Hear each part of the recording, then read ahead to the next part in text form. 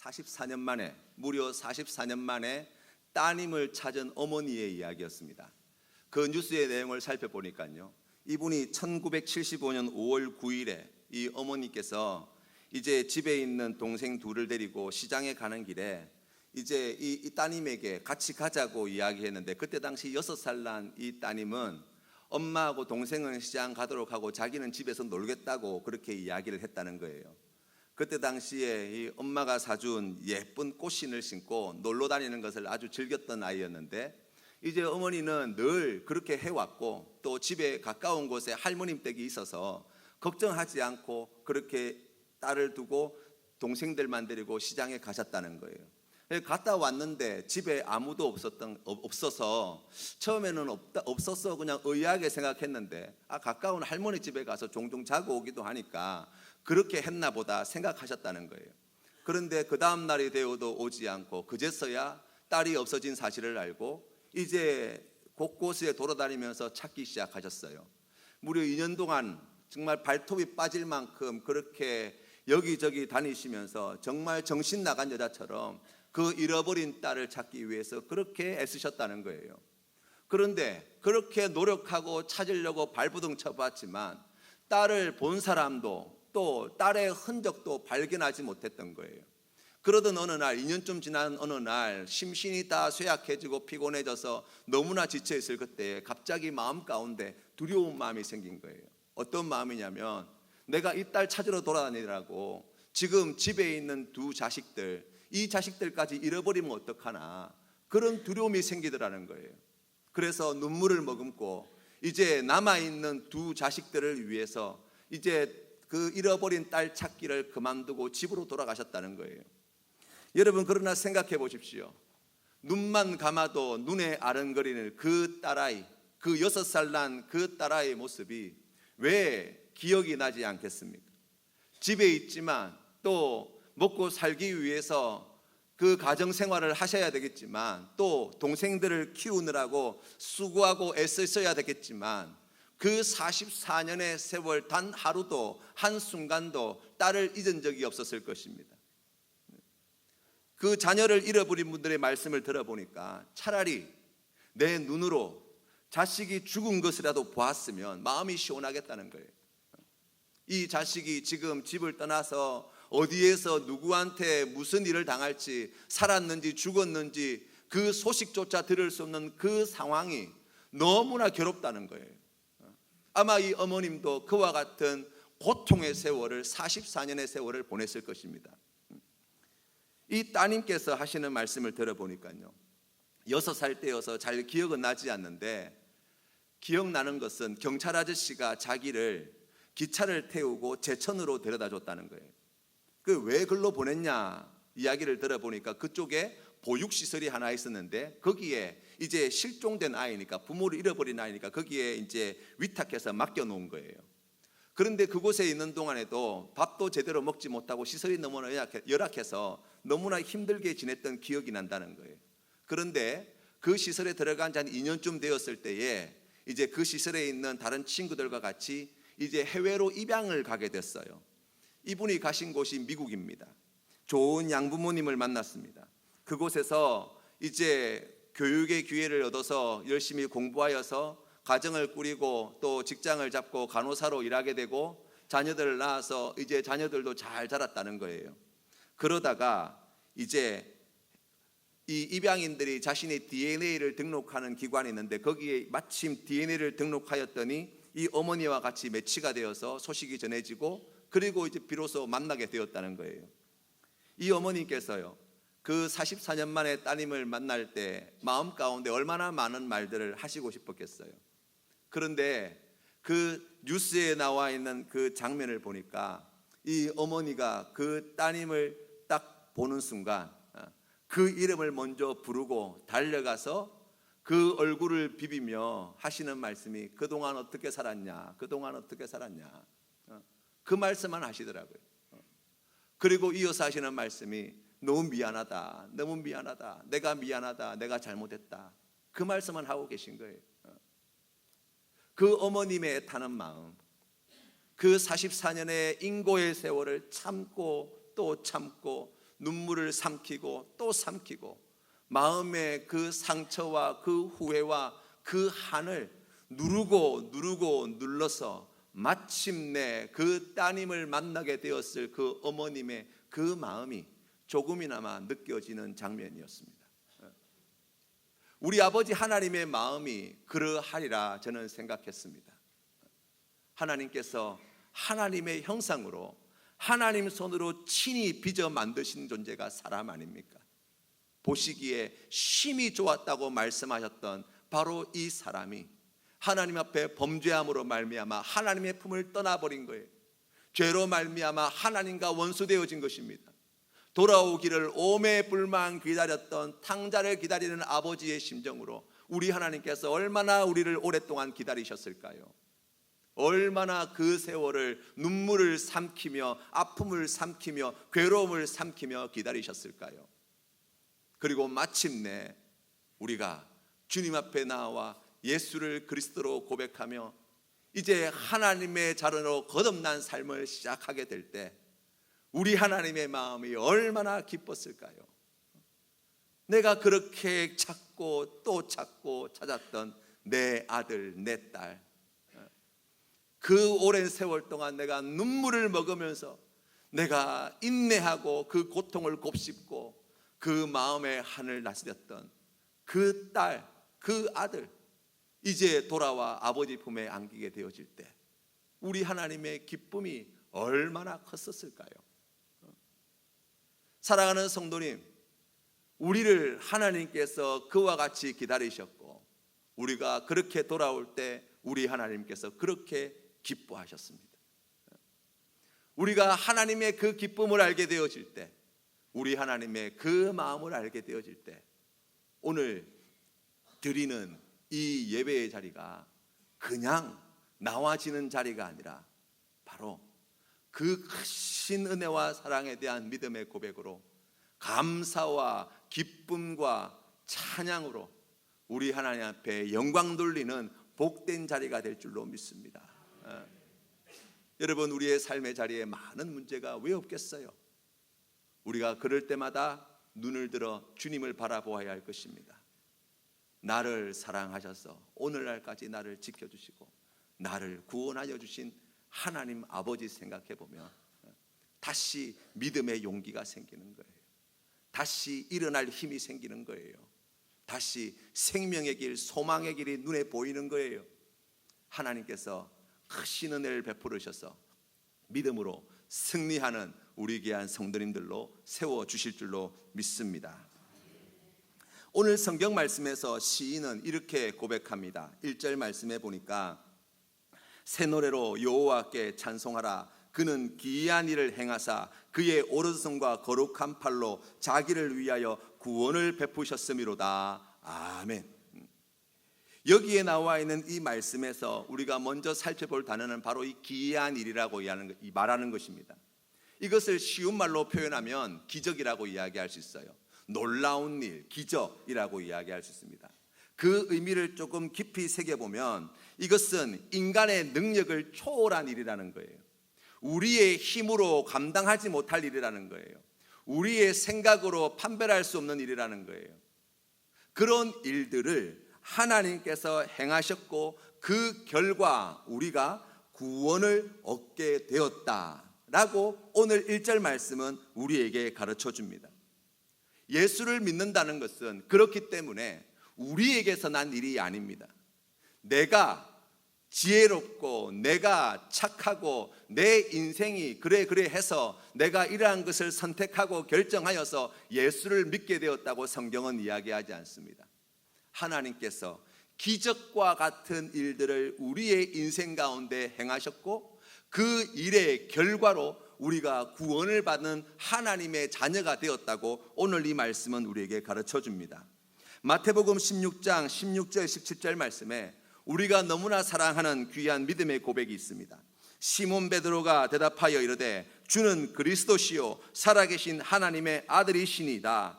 예수께서 대답하여 이르시되 같이 읽겠습니다. 시작. 바요나 시몬아 내가 복이 있도다. 이를 내게 알게 한 이는 혈육이 아니요 하늘에 계신 내 아버지시니라. 아멘.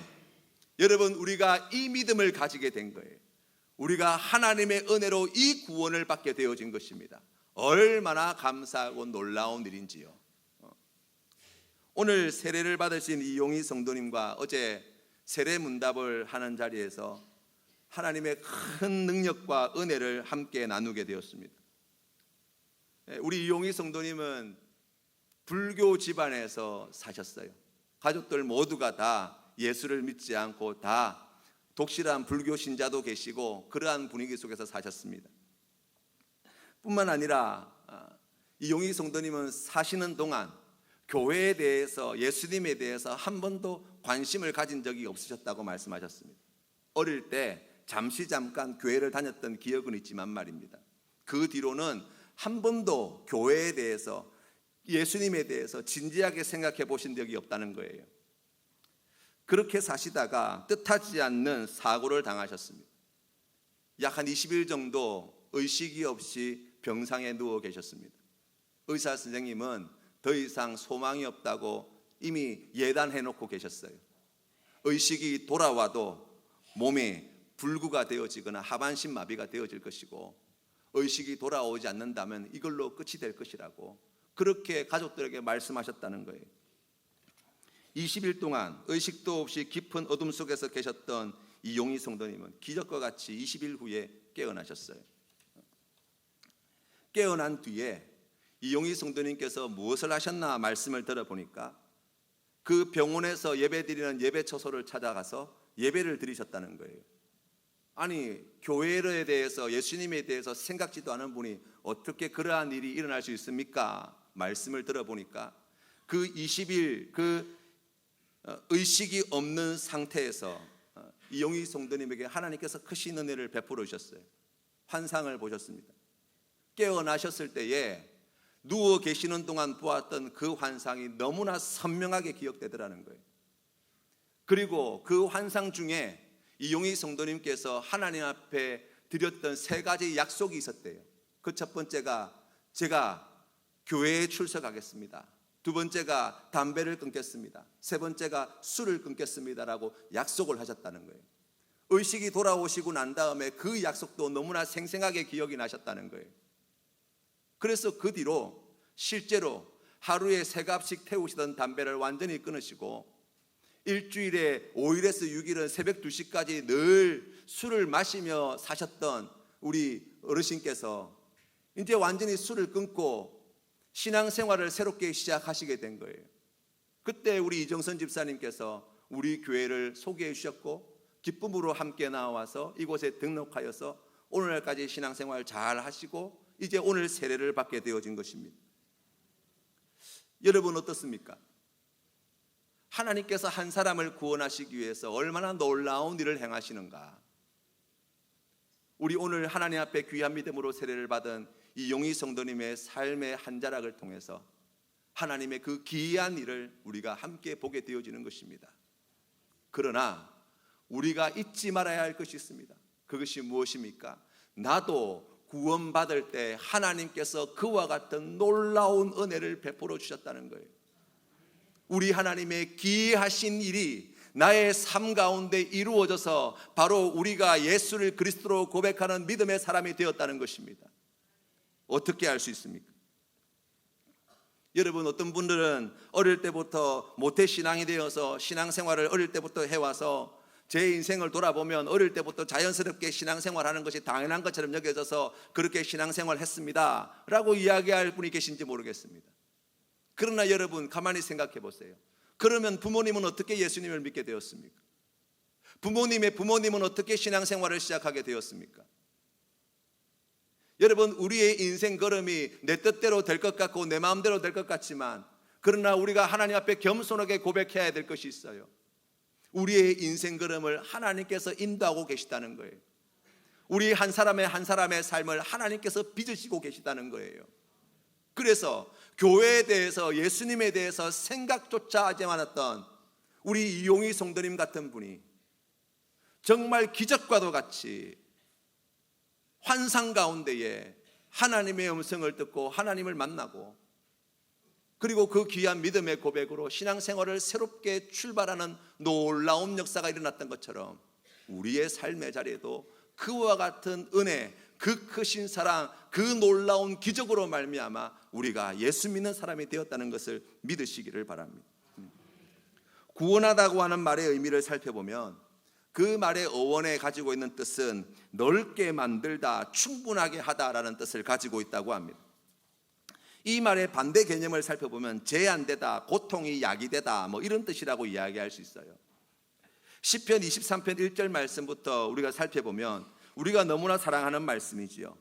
여호와는 나의 목자시니 내게 부족함이 없으리로다. 그가 나를 푸른 풀밭에 누이시며 쉴만한 물가로 인도하시는도다. 내 영혼을 소생시키시고 자기 이름을 위하여 의의 길로 인도하시는도다. 내가 사망의 음침한 골짜기로 다닐지라도 해를 두려워하지 않을 것은 주께서 나와 함께 하심이라. 주의 지팡이와 막대기가 나를 안위하시나이다. 아멘. 사랑이 많으신 우리 하나님께서 우리를 구원하여 주실 때 하나님께서는 우리에게 참된 자유를 주시고 참된 만족과 기쁨을 주신다고 오늘 성경 말씀은 우리에게 가르쳐 줍니다. 여호와는 나의 목자시니 내게 부족함이 없습니다. 이 믿음의 자리로 인도하신다는 거예요. 그래서 내 영혼을 소생시키시고 사망의 음침한 골짜기에 있을지라도 해를 두려워하지 않는 믿음의 사람으로 세워주신다고 말씀하십니다. 주님의 지팡이와 막대기가 늘 언제나 우리와 함께하며 우리의 길을 인도해 주신다고 오늘 성경 말씀은 우리에게 가르쳐 줍니다. 여러분, 우리가 이러한 은혜를 구할 때가 얼마나 많습니까? 질병으로 말미암아 고통당할 때, 가난으로 말미암아 힘들 때에, 기근으로부터 또 여러 가지 시험과 환난 가운데에, 성경 말씀에 보니까 이스라엘 민족들의 역사를 보면 대적들과의 그 대적들의 침입해 들어올 때에 하나님께서 기뻐하시는 구원을 이루셨다는 거예요. 예수님께서 사역하셨던 복음서의 말씀을 살펴보아도 이 병으로 말미암아 고통받는 자들을 우리 주님께서 찾아가 불쌍히 여기셔서 그들을 고쳐주실 때에 마태복음 9장 22절 말씀에 보시면 이렇게 말씀합니다. 예수께서 돌이켜 그를 보시며 이르시되 따라 안심하라, 내 믿음이 너를 구원하였다 하시니 여자가 그 즉시 구원을 받으니라. 아멘. 질병으로부터 자유케 하시고 근심과 염려로부터 자유케 하시고 더 이상 어떠한 결핍도 느끼지 않을 그러한 충만한 은혜와 사랑 안에 거하며 살아가는 삶, 바로 구원받은 하나님의 백성의 삶이라고 오늘 이 말씀은 우리에게 가르쳐 주는 것이죠. 뿐만 아니라 이 구원이라고 하는 것은 죄로부터의 구원을 이야기합니다. 열왕기상 8장 50절 말씀에 보니까 솔로몬이 이제 성전 봉헌식을 할 때 하나님께 이러한 기도 제목을 올려드립니다. 주께 범죄한 백성을 용서하시며 주께 범한 그 모든 허물을 사하시고 그들을 사로잡아 간 자 앞에서 그들로 불쌍히 영입을 얻게 하사 그 사람들로 그들을 불쌍히 여기게 하옵소서. 아멘. 우리가 범죄하여서 하나님과 원수되었을 때에 우리가 우리의 힘으로 그 모든 죄를 이겨낼 수 없고 그 죄의 수렁에 빠져서 죽을 수밖에 없는 존재가 되었을 때에 하나님께서는 우리를 위하여서 독생자 예수 그리스도를 이 땅에 보내시고 우리의 질고와 우리의 죄와 우리의 죽음과 우리의 고통과 우리의 모든 고난을 다 짊어지시고 나를 위해서 십자가에 피 흘려 죽으심으로 말미암아 예수 그리스도를 믿는 나에게 죄로부터 또한 질병으로부터 질고로부터 고통으로부터 눈물로부터 구원해내시는 놀라운 은혜를 우리에게 허락해 주셨다고 약속해 주시는 거예요. 사랑하는 성도 여러분, 하나님께서는 우리를 구원하시는 분이십니다. 여러분 한 사람 한 사람을 구원하고야 마시는 분이십니다. 그 일을 위하여서 하나님은 전능하신 자신의 능력을 동원하시는 분이십니다. 그리고 우리에게 이루시는 이 구원을 완성하기 위하여 성령 하나님께서는 오늘도 우리와 함께하여 주시고 그 믿음의 길로 우리를 인도하고 계신 줄 믿으시기를 바랍니다. 그렇기 때문에 우리가 오늘 성경 말씀에서 나와 있는 바와 같이 예수 그리스도의 은혜로 말미암아 우리가 구원받은 하나님의 백성이 되었다고 할 때에 오늘 성경 말씀의 시편 기자는 어떠한 고백을 드립니까? 새 노래로 여호와께 찬송하라. 하나님의 그 구원하심을 기뻐하며 찬양하며 온 세계 만물이 다 그 하나님의 구원하심과 그 영광과 그 은혜를 찬양하기 위하여 자신의 삶을 드리는 귀한 믿음의 결단으로 나아간다고 오늘 시편 98편은 우리에게 말씀합니다. 구원받은 자가 보이는 가장 대표적인 하나님의 구원을 기뻐하는 자가 살아야 할 삶의 자리가 어디인가라고 이야기하면 로마서 1장 1절 말씀에 사도 바울은 이와 같이 고백합니다.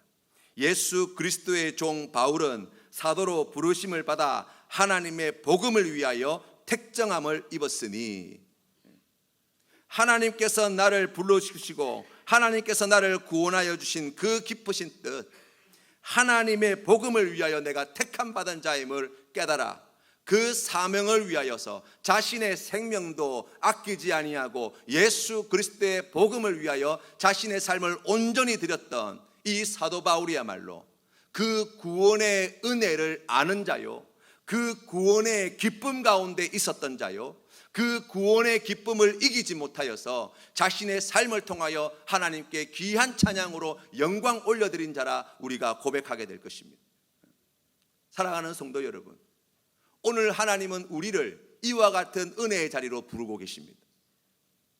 하나님의 그 놀라우신 은혜로 말미암아 기적과도 같이 우리가 구원받은 백성이 되었으니, 그 구원이 우리에게 세상의 그 어떠한 기쁨과 비교할 수 없는 큰 기쁨이라고 우리가 고백한다면 그것을 하나님 앞에서 기뻐하는 것이 당연한 것이요, 그것을 하나님께 찬양 드리는 것이 당연한 것인데, 우리가 그 기쁨을 아는 자라고 한다면 사도 바울과 같이 예수 그리스도의 기쁜 소식을 전하는 데에 우리의 삶을 드리며 나아가는 것, 바로 그것이 구원받은 하나님의 백성의 삶이 아니냐, 오늘 성경 말씀은 우리에게 가르쳐 줍니다.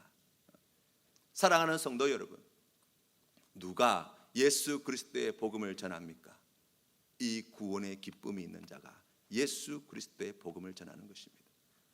누가 핍박 속에서도 믿음을 지켜갈 수 있습니까? 이 귀한 구원의 복음을 누리는 자가 핍박 가운데서도 예수 그리스도를 믿는 믿음을 지켜가게 되어지는 것입니다. 누가 주님 앞에 설 때까지 그 믿음 생활을 이어갈 수 있습니까? 라고 이야기하면 이 구원의 기쁨을 누리며 사는 자가 주님 앞에 서게 되어지는 그날까지 이 믿음을 굳게 지켜 아버지 하나님께 영광 돌리는 귀한 삶을 살게 되어질 것입니다. 사랑하는 성도 여러분, 이 기쁨을 회복하시기를 바랍니다. 나를 구원하시기 위하여 귀한 일을 행하신 하나님이 행하신 놀라운 일들을 새롭게 발견하시는 우리 귀한 성도님들 되시기를 바랍니다.